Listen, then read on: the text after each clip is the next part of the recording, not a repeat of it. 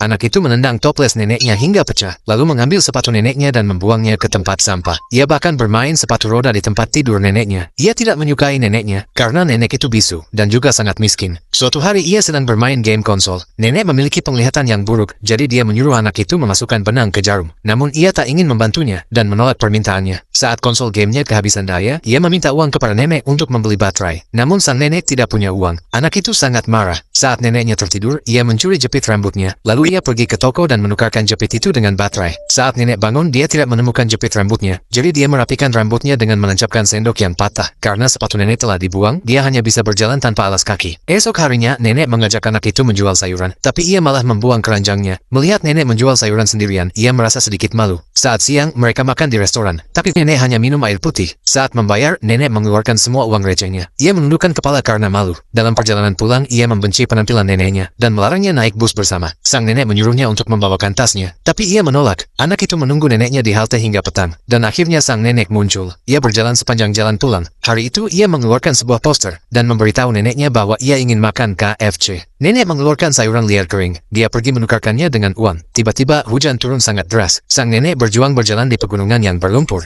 Dia membawa pulang seekor ayam. Saat sampai di rumah, tubuhnya basah kuyup. Ia segera memasak ayam itu. Tapi ini bukan ayam goreng yang ia inginkan. Anak itu menangis karena marah. Nenek memberinya satu paha ayam, tapi ia menjatuhkan mangkuk ke lantai. Sang nenek tidak marah. Dia membersihkan mangkuknya dan bahkan memakan nasi yang sudah jatuh. Malam hari, ia terbangun karena lapar dan memakan ayam rebus yang dibuat nenek. Namun esok harinya, sang nenek jatuh sakit. Melihat jepit rambut dari sendok patah di kepalanya, anak itu merasa bersalah. Jadi ia mengembalikan jepit rambut itu kepada neneknya. Anak itu bahkan mulai merawat neneknya. Ia membawakannya makanan. Hari itu, ia pergi bermain sendirian. Sang nenek memberinya sebuah kotak kecil. Lalu ia bermain kereta dorong dan meluncur menuruni bukit. Namun ia terjatuh dan hanya bisa pulang dengan kaki pincang. Saat itu ia teringat kotak itu. Di dalamnya ada uang yang disimpan nenek untuk membeli baterai untuknya. Ia sangat terharu. Saat melihat nenek berjalan ke arahnya, ia tidak bisa menahan diri dan akhirnya menangis. Ia akhirnya menyadari bahwa neneknya mencintainya.